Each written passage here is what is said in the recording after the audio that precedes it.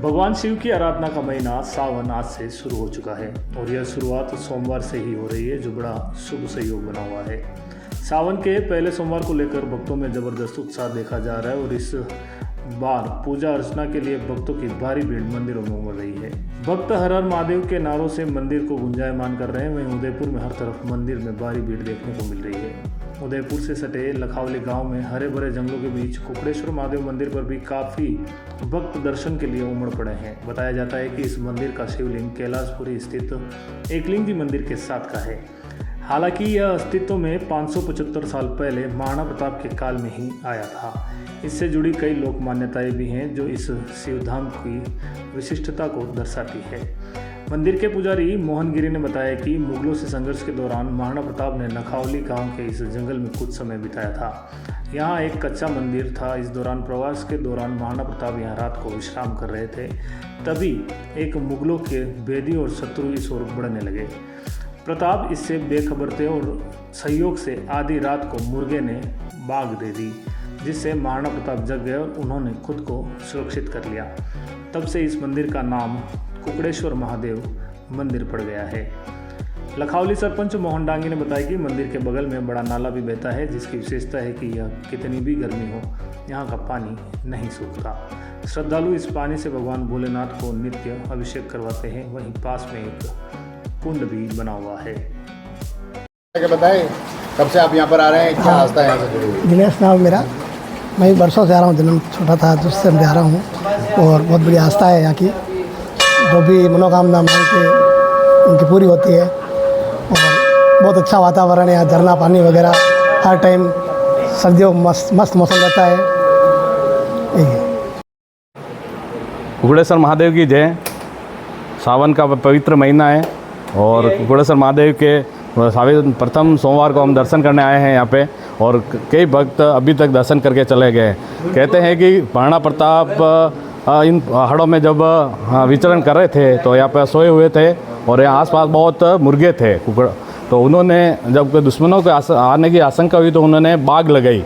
उसी दिन से स्थान का नाम कुकड़ेश्वर महादेव पड़ा और आसपास के लोगों में बहुत आस्था है। सभी आते हैं, आशीर्वाद लेते जाते हैं। चारों तरफ हरी भरी पहाड़ियाँ हैं, झरने हैं और बहुत ही पवित्र स्थान है। यहाँ पे करीबन अब हर सोमवार को इतने भक्त आएंगे कि और सब भगवान का आशीर्वाद लेके जाएंगे। यहाँ की क्या मान्यता है? एक तो सावन महीने का क्या खास महत्व है? भगत, सावन महीने का खास ये है कि सावन महीने के अंदर विशेषकर शिवालय के अंदर भक्तों की भीड़ होती है। यानी कि हमारे प्राचीन भारत के अंदर और पूरे भारत के अंदर जितने भी हमारे शिवालय हैं, हर प्रांत के लोग अपने शिवालय के अंदर जाते हैं। और सावन का महीना महादेव का सबसे पवित्र महीना है। और सावन महीने के अंदर एक तो बरसात की ऋतु होती है, सारी हरियाली हो जाती है और ऐसा माहौल बनता है जो हर एक जीव शिवालय के अंदर जाके और जीवन के आनंद प्राप्त करने की कोशिश करता है। और ये हमारे सनातन से जुड़ा हुआ है और आदि अनादि से जुड़ा हुआ है। और इस महीने के जरिए लोगों को एक अच्छे संस्कार मिलते हैं, एक अच्छी धारणा मिलती है, एक अच्छा मार्गदर्शन मिलता है और एक दूसरे को देखकर एक दूसरे के लगन लगती है। और ये हमारे सनातन से जुड़ा हुआ है और होना भी चाहिए। आज हमारे कुकड़ेश्वर महादेव के अंदर सबसे पहली प्राथमिकता है साफ़ सफाई यहाँ की। और हमारी जो गंगा बह रही है यहाँ से ऊपर से लेकर नीचे तक आप कहीं भी दोबा भर के पानी पी सकते हो, इतनी सफाई इस गंगा माई की है। और यही हमारे जीवन की समस्तता है और ज़्यादा से ज़्यादा भक्त भगवान के दर्शन। क्या है यहाँ का? यहाँ का इतिहास तो ऐसा है, प्राचीन काल का इतिहास है भगत।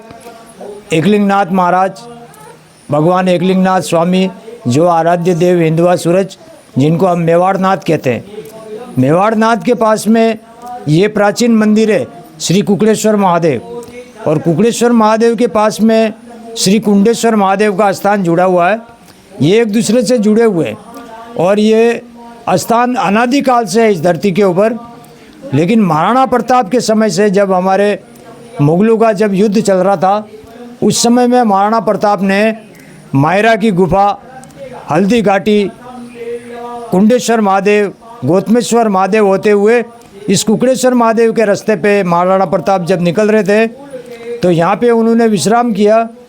जब उनको पानी की इतनी प्यास लगी हुई थी तो उस समय में ये पानी बहता नहीं था, एक कुंड भरा रहता था, उस कुंड में पत्ते पड़े रहते थे।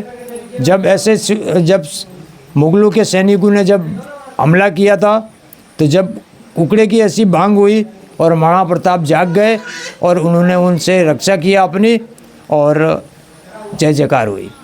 क्या समझे वगैरह ये